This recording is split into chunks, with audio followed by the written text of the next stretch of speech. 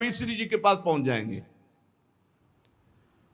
भगवान की कृपा का बल और साधन का तुम्हारा पूरा प्रयास प्रयत्न, ध्यान रखो, दो से सिद्धि प्राप्त होती है।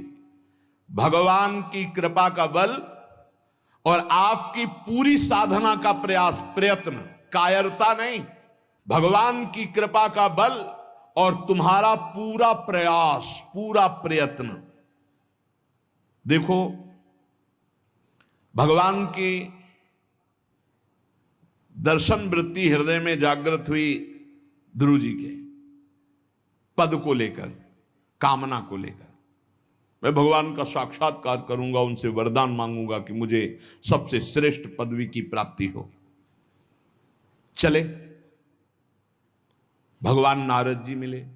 पहला प्रलोभन, चलो अभी तुम्हें इस सम्राट पद पर, नकार दिया।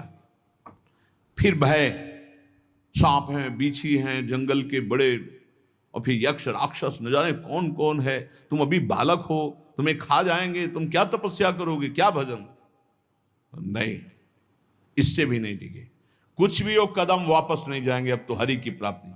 तो गुरु मंत्र दे दिया। 6 महीने बहुत ही देह भाव रहित होकर उच्च कोटि की साधना की। बालक होने पर यही मथुरा में, मधुपुरी में देह भाव रहित होकर के, क्योंकि जंगल में ऐसे ऐसे मच्छर बड़े बड़े ना, एक मच्छर मारे तो पूरा होश खराब हो जाए, पूरी चेतना जागृत।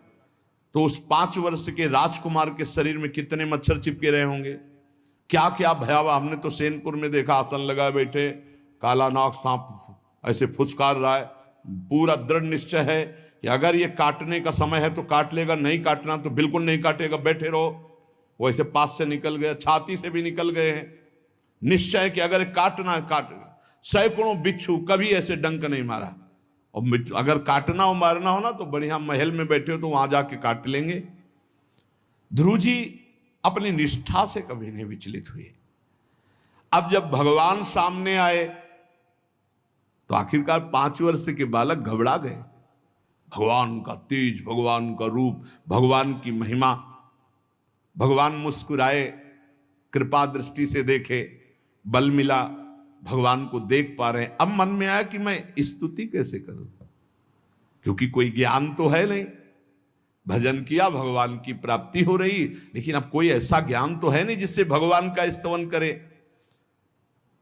भगवान की तरफ देख करके कुछ कहना चाहते हैं, पर क्या भगवान को कहें ये ज्ञान नहीं। तो भगवान ने